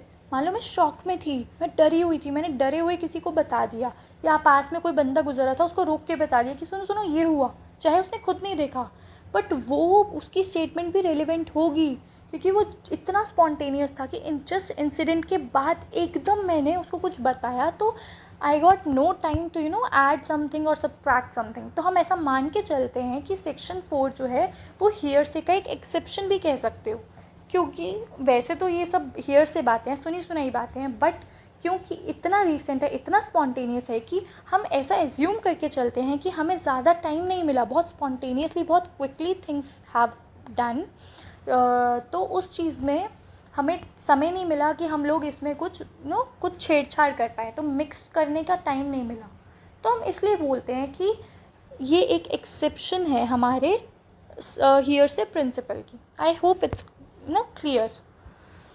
फिर एक ये वाला केस मैंने बस इसलिए लिख दिया है क्योंकि आपके प्रीलिम्स में कई बार पूछ लिया जाता है, फॉर दैट सेक, अदरवाइज़ इसको पूरा पढ़ने की फैक्ट्स ज़रूरत नहीं है। इसमें बस आर वर्सेस बेडिंगफील्ड था 1897 का केस, इसमें रेस जैसे जो था उसको ओवररूल कर दिया गया था। इतना ही याद रखना है, इससे ज़्यादा इस केस में घुसने की कोई ज़रूरत नहीं है क्योंकि इतना रेलिवेंट नहीं है एग्ज़ाम पर्पज़ से। तो आई होप अब आपको समझ आई होंगी चीज़ें कि हम क्या पढ़ रहे हैं और क्यों पढ़ रहे हैं, ठीक है, और एक कनेक्शन बिल्ड हो रहा होगा जो हमने स्टार्टिंग वाली क्लासेस से पढ़ा, ठीक है। अब मैं क्या करती हूँ, इतना आपको अपना बेस बन चुका है अपने सेक्शन 4 का कि अब हम अपने ब्योरैक्ट पे जा सकते हैं और इलस्ट्रेशन समझ के कम्प्लीटली वाइंड अप कर सकते हैं इस टॉपिक को, ठीक है। अब ब्योरैक्ट पे चलते हैं। हाँ, और एक चीज़ और बोल रही थी मैं कि ये जो हमने लास्ट पॉइंट पढ़ा कि facts which are part of the same transaction are also relevant facts. It is immaterial whether all these facts occurred at the same time or place. अब मैं ऐसा बोल रही हूँ कि पार्ट ऑफ सेम ट्रांजैक्शन, तो उसका मतलब ये नहीं है कि एक ही समय पे एक ही जगह पे सब चीज़ें हुई हो, अलग टाइम पे भी हो सकती हैं, अलग जगह पे भी हो सकती है, उससे फ़र्क नहीं पड़ेगा। बात ये है कि part of the same transaction मतलब लिंक्ड होनी चाहिए, उसी इंसिडेंट से लिंक्ड होनी चाहिए। ज़रूरी नहीं है कि उसी समय हुई हो, मान लो बाद में भी हुई हो या पहले हुई हो, ठीक है। तो हम टाइम और प्लेस से रिस्ट्रिक्ट नहीं कर सकते उस चीज़ को। ये भी आगे अभी इलस्ट्रेशन समझाऊंगी मैं, तो आपको और अच्छे से क्लियर होगा, ठीक है। अब BSA खोल लो, अब अपना ब्योरैक्ट खोलो शांति से, सेक्शन 4 ओपन करो। बहुत छोटा सा सेक्शन है, बट बहुत अगर ना समझ आए तो बहुत टेक्निकल भी है, ठीक है।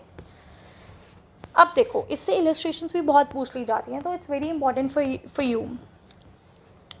सेक्शन 4 बोलता है, हमारा क्लोजली कनेक्टेड फैक्ट्स का पहला सेक्शन है, विच इज सेक्शन नंबर 4। ठीक है, ये बोलता है relevancy of facts forming the part of same transaction. तो सेक्शन 4 के साइड में ही लिख दो पार्ट ऑफ सेम ट्रांजैक्शन, और इसको रेस्ट जेस्ट से भी बोला जाता है। ठीक है, इतना लिख लो। अब सेक्शन पढ़ते हैं, फैक्ट्स विच दो नॉट इन इशू।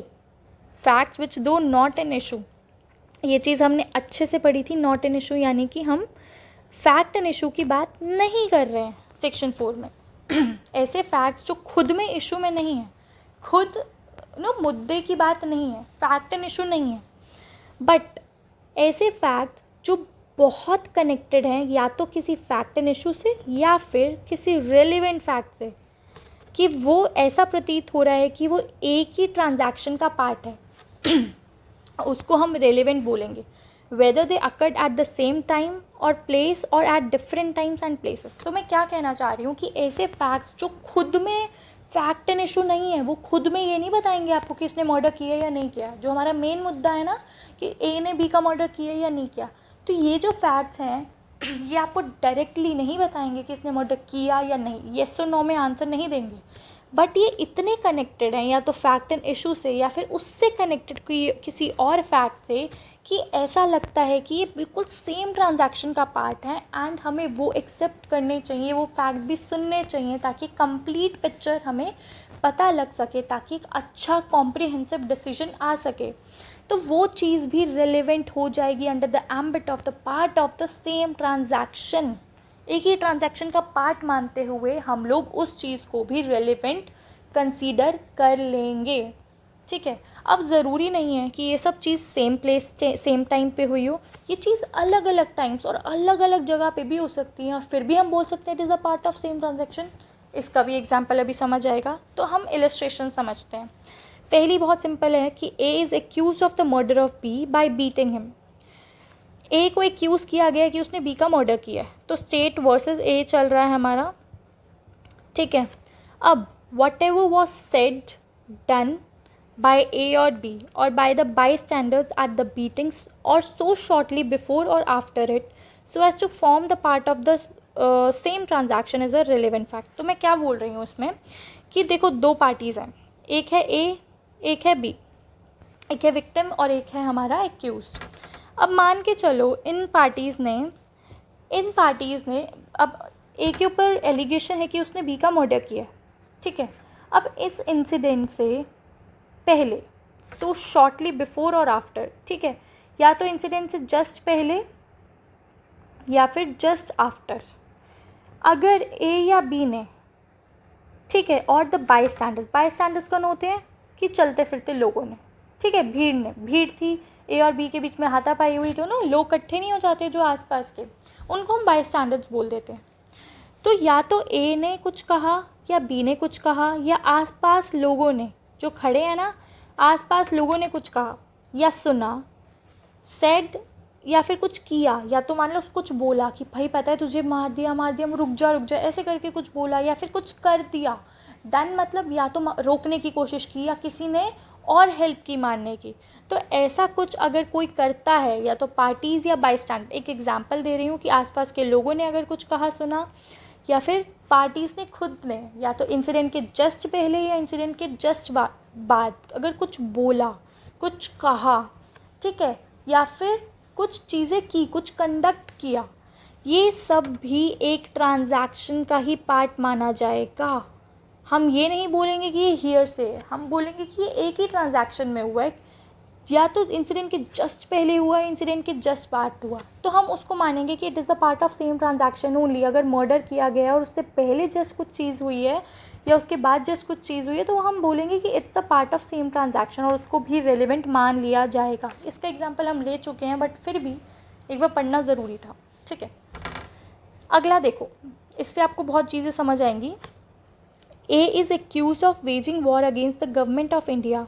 ए के ऊपर एलिगेशन है कि उसने गवर्नमेंट ऑफ इंडिया के ऊपर अटैक करने की कोशिश की है, वॉर रेज करने की कोशिश की है।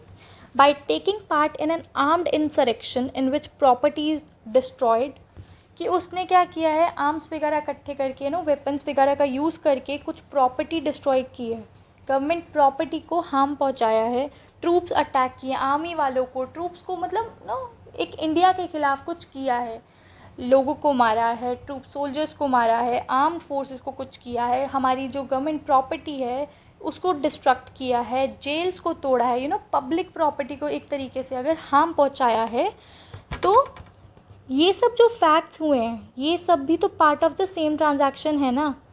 अब ये ज़रूरी नहीं है कि ए जो है, यानी कि जो एक्यूज है, वो हर जगह प्रेजेंट हो सेम टाइम पे, नहीं ना, but it's a part of same transaction. अब मानो कि एक तरफ जेल तोड़ी गई, एक तरफ प्रॉपर्टी हार्म की गई, एक तरफ स्कूल पे बॉम्ब वगैरह छोड़ दिए, एग्जाम्पल के तौर पे अगर ये सब हुआ है, ट्रूप्स को अटैक किया गया, ठीक है, या और भी कुछ एट्सेट्रा एट्सेट्रा। अब ए पे तो सब चीज़ों के एलिगेशंस लगे हैं ना कि उसने ये सब किया है, और ये पार्ट ऑफ सेम ट्रांजैक्शन भी है, बट क्या ज़रूरी है कि ए सब जगह एक समय पे एक जगह पे मौजूद हो? नहीं ना, इट्स नॉट पॉसिबल। ए ने अपने बंदे भेज रखे हो यहाँ यहाँ, या यहाँ पे खुद हो, या फिर यहाँ पे काम करके फिर वो यहाँ पहुँच गया। तो मेरा कहने का मतलब है, जो हमने लास्ट लाइन पढ़ी थी ना, इट इज़ इममेटीरियल कि वो सेम टाइम पे हुई है चीज़ या सेम प्लेस पे, या फिर अलग अलग टाइम और प्लेस पे भी हुई है, तब भी हम उसको same part of same transaction भी बोल सकते हैं। मान लो उसने आज जेल तोड़ी, कल जाके उसने ट्रूप्स को अटैक किया, फिर उसके बाद उसने बॉम्ब छोड़ दिया, बॉम्ब फेंक दिया कैसे स्कूल कॉलेजेस में। ये सब जो भी चीज़ें हुई हैं, ज़रूरी नहीं है कि सेम जगह सेम टाइम पे हो, नहीं, ऐसा नहीं है कि सेम टाइम और सेम प्लेस पे होगी तभी हम पार्ट ऑफ सेम ट्रांजैक्शन बोलेंगे, no, that is not the thing. बात ये है कि it must form the part of same transaction, ठीक है, जुड़ी होनी चाहिए, कनेक्शन होना चाहिए उसका फैक्ट एंड इशू या रेलिवेंट फैक्ट से, उससे कोई फ़र्क नहीं पड़ता कि उसी टाइम उसी प्लेस पे हुई हो। दैट्स इट, इतना इतना ही आपको जानने की ज़रूरत थी। अब एक और एग्जांपल ले लेते हैं, इससे पहले ये हटा दो।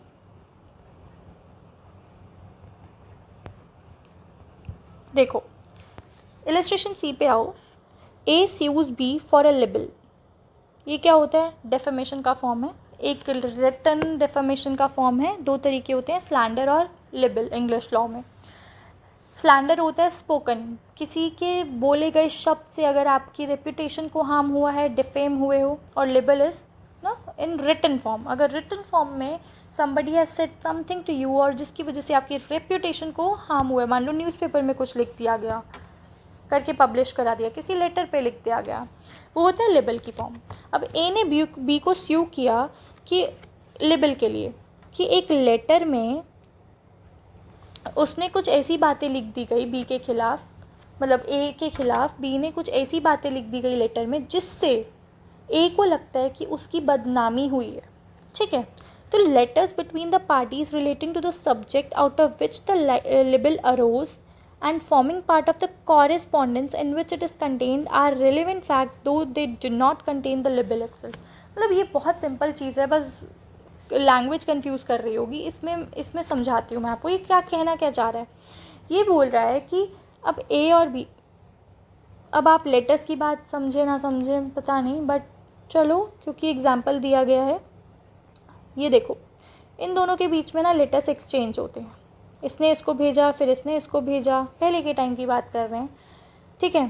तो अब क्या बात है कि इनके बीच में मान लो लेटर 1 फिर लेटर 2, ऐसे करते करते लेटर 4, ऐसे ऐसे चेंज होती हुई लेटर, मतलब 50 लेटर इनके बीच में एक्सचेंज हुए, मान के चलो, ठीक है।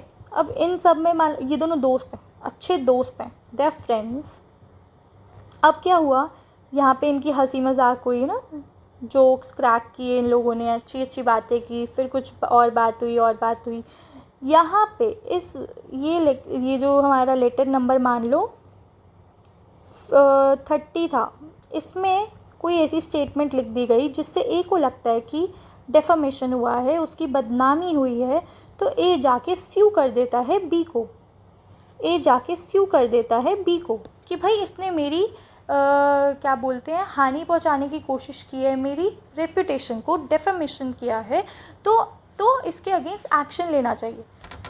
तो अब क्या होता है, बी क्या करता है, बी अपने आप को सही प्रूव करने के लिए वो क्या करता है, वो कोर्ट में बोलता है कि आप सिर्फ ये वाली स्टेटमेंट मत देखो जो हमारा लेटर नंबर 30 है, सिर्फ इसको मत देखो, आप हमारी उससे पहले की कॉन्वर्जेशंस, उसके बाद की कॉन्वर्जेशंस भी देखो, ताकि आपको एक कॉन्टेक्स्ट पता चल जाए कि हम लोग तो सिर्फ मजाक कर रहे थे, मजाक में मान लो कुछ एब्यूज़ कर दिया या कुछ ऐसी बात बोल दी जो उसको नहीं बोलनी चाहिए थी, बट क्योंकि ये लोग दोस्त हैं तो हंसी मजाक में सब चलता है, ठीक है।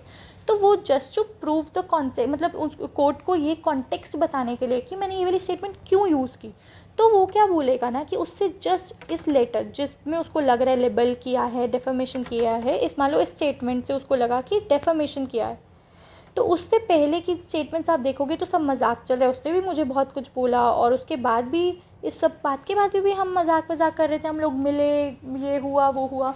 तो एक कॉन्टेक्स्ट देने के लिए आगे पीछे की स्टेटमेंट्स को भी रेलेवेंट माना जाएगा। ऑल्दो जो आगे पीछे की स्टेटमेंट्स है उसमें वो खुद डेफर्मेशन वाली स्टेटमेंट नहीं है, लेकिन वो कनेक्टेड तो है ना, एक जस्ट एक कॉन्टेक्स्ट तो दे रहा है ना, फैक्ट एंड इशू से रिलेटेड, रेलिवेंट फैक्ट से रिलेटेड, तो उसको भी रेलिवेंट फैक्ट मान लिया जाएगा सेक्शन 4 के अंडर। सिंपल एज दैट, इतना ही था। Illustration D. The question is whether certain goods ordered from B were delivered to A. The goods were delivered to several intermediate persons successively. Each delivery is a relevant fact. तो simple सी बात है कि question ये आता है कि कुछ goods मान लो डिलीवरी के लिए दिए गए थे, मान लो मैंने कुछ ऑर्डर मंगाया किसी भी जगह से, कोई भी ऑनलाइन आप देख लो, मैंने वहाँ से कुछ ऑनलाइन शॉपिंग की, ठीक है, या कोई भी एग्जाम्पल ले लो, तो उसके बीच में मान लो देयर आर कि ये स्पॉट से होके फिर आता है मेरे पास, ऐसे ही होता है ना कि वहाँ पे प्लेसेस लिख दिए जाते हैं कि यहाँ पे ये चीज़ क्या बोलते हैं ट्रांजिट में है, इस जगह से यहाँ पहुँची है, यहाँ पे मैन्युफैक्चर हुआ है, यहाँ पे ऐसे से करके 4 प्लेसेस के नाम आए, XYZ 3 चीज़ें, ठीक है, ये प्लेस पे ये हुआ, यहाँ पे प्रोडक्शन हुई, मैन्युफैक्चरिंग हुई, यहाँ से ट्रांसपोर्टेशन हुआ और यहाँ पे जाके क्या बोलते हैं स्टोर किया गया गोडाउन में, और मेरी ये जगह है मान लो L, यहाँ पे मेरा है प्लेस ऑफ डिलीवरी, यहाँ पे जाके फाइनली मेरे कपड़े आने थे, ठीक है। अब अगर क्वेश्चन उठता है कि क्या मेरे प्लेस पे मेरे कपड़े, मेरा जो ऑर्डर था वो आया या नहीं, तो उसके लिए क्या है ना, सिर्फ ये जितना भी पीछे के ट्रांजैक्शन है कि ये पहले यहाँ पहुँचा इस जगह पे, फिर यहाँ पे ये हुआ, वहाँ से फिर ट्रांसपोर्टेशन होके यहाँ पहुँचा, तो ये सब जो बीच में इंटरमीडिएरी थी ना कि इंटरमीडियरी में कहाँ चीज़ कहाँ पहुँची ट्रांजिट में, तो ये सब चीज़ भी ऑटोमेटिकली रेलिवेंट हो जाएगी। क्यों रेलिवेंट हो जाएगी, ये बताने के लिए कि मेरी प्लेस पे पहुंचने के लिए पहले यहाँ गया, फिर यहाँ गया, अगर यहाँ गया तो इसका मतलब यहाँ भी आया होगा। तो ये सब चीज़ प्रूव करने के लिए, ऑल्दो इन तीनों जगहों का कोई रेलेवेंस नहीं है ये बताने के लिए कि मेरी जगह पे वो मेरा ऑनलाइन शॉपिंग ऑर्डर पहुँचा या नहीं पहुँचा, लेकिन इसलिए रेलेवेंट हो जाएगा टू प्रूव दैट कि नहीं, वो सब भी तो कनेक्टेड है ना, अगर यहाँ तक पहुँची है डिलीवरी तो इसका मतलब मेरी प्लेस पे भी पहुँची होगी। तो ये सब चीज़ होती है, ये सब जो फैक्ट्स है ना, ये बहुत क्लोजली कनेक्टेड, जैसा कि नाम है कि हमें लगता है कि ये सब चीज़ें बहुत ज़्यादा आपस में कनेक्टेड हैं, तो इसीलिए हम इनको बोल देते हैं कि it is the part of the same transaction, और हम इनसे फैक्ट एंड इशू या रेलिवेंट फैक्ट्स से कनेक्टेड कोई भी ऐसे फैक्ट्स हैं जो हमें लगता है कि बहुत ज़्यादा लिंक्ड है और ऐसा लगता है कि पार्ट ऑफ सेम ट्रांजैक्शन है, हम इसको ऑटोमेटिकली रेलिवेंट मान लेते हैं, ठीक है। Simple as that. इतना ही था हमारा सेक्शन 4 आज का, हमारा इतना ही करना था हमें, जो हमने अच्छे से पढ़ लिया है, बेयर एक्ट के थ्रू भी डन है चीज़ें, और कॉन्सेप्चुअली भी चीज़ें समझ आ गई। एक आधा केस का जो नाम बताया वो भी याद रख लो आप, कई बार पूछ लिया जाता है, अदरवाइज इससे ज़्यादा इस सेक्शन के अंदर कुछ भी नहीं है। बस आपको क्या करना है, you have to go through the notes जो आपने प्रिपेयर किए हुए या जो हम प्रोवाइड कर रहे हैं। अपार्ट फ्रॉम दैट आपको एक बेयर एक्ट रीडिंग ज़रूर लेनी है। अब तक जितने भी सेक्शंस हुए हैं, अभी तक बहुत कम सेक्शंस हुए हैं, तो एक बार रीडिंग ज़रूर लेनी है। और जो सेक्शन 4 आज किया है, you should have a quick reading. और इसके जो इलस्ट्रेशन, स्पेशली हम लोग स्किप कर देते हैं illustrations, but it is very important. कई बार डायरेक्टली पूछ ले जाते हैं कि ये इलस्ट्रेशन कौन से प्रोविज़न का है। तो आजकल पैटर्न बहुत चेंज हो गया है, तो आपको यही एडवाइस रहेगी कि आप सेक्शन के साथ साथ सारे इलस्ट्रेशंस, अब मान लो एक कोई सेक्शन है, जैसे अगर हम आगे सेक्शन 6 भी पढ़ेंगे, मल्टीपल मान लो 20 इलस्ट्रेशंस दिए हैं, तो ऐसा तो पॉसिबल नहीं है ना कि हम 20 की 20 पढ़ें क्लास में। It's a wastage of time, क्योंकि काफ़ी इलस्ट्रेशंस ना बहुत सिमिलर होती हैं कि एक भी पढ़ा दी तो आपको आगे की समझ आ जाती है ना, सेम टाइप की होती है। तो अगर हम 2 भी पढ़ रहे हैं, 4 भी पढ़ रहे हैं, तो जो बाकी की 8-10 बची हैं, तो ये आपका होमवर्क होना चाहिए कि आप वो पढ़ के आओ, वो पढ़ो। और अगर कोई डाउट हो तो आप पूछ भी सकते हो, कमेंट बॉक्सेस में भी पूछ सकते हो, और अदरवाइज़ हमारा जो टेलीग्राम चैनल है आप वो भी ज्वाइन कर सकते हो और अपनी चीज़ें पूछ सकते हो। ठीक है, so that's it for today. और हम अपनी कल वाली क्लास में 5th सेक्शन 5 ऑनवर्ड्स करेंगे जितना भी हो पाए। ठीक है, सेक्शन 5 छोटा है, उसके बाद सेक्शन 6 काफ़ी बड़ा है, तो ट्राई करेंगे नेक्स्ट क्लास में सेक्शन 5 और 6 करने का। ठीक है, और लास्ट में जाते जाते बस मैं यही बोलूँगी कि आप हमारा ये चैनल भी फॉलो कर सकते हैं, आप इसको डायरेक्टली स्कैन करके निवेश कश्यप ट्यूटोरियल्स पे ऐड ऑन हो सकते हैं to know the regular updates की क्लासेस कौन कौन सी चल रही हैं बैच में और क्या टाइमिंग्स हैं और कब कौन सा लेक्चर आ रहा है, सो यू गेट अपडेटेड और आपको रेगुलरली अपडेट्स मिलते रहें टाइमली। तो उसके लिए you can join the group, और otherwise all the best to you. And पढ़ते रहो, मल्टीपल रिविजन्स करो, and that's the only key. And I hope आप सब पढ़ रहे हैं और आपको समझ आ रहा है, right. So all right guys, हम लोग नेक्स्ट क्लास में मिलेंगे और हम अपना सेक्शन 5 से स्टार्ट करेंगे, 5-6 जितना भी हो पाएगा उतना करेंगे। So that is all for today and see you all tomorrow in the next class. All right, okay, bye bye.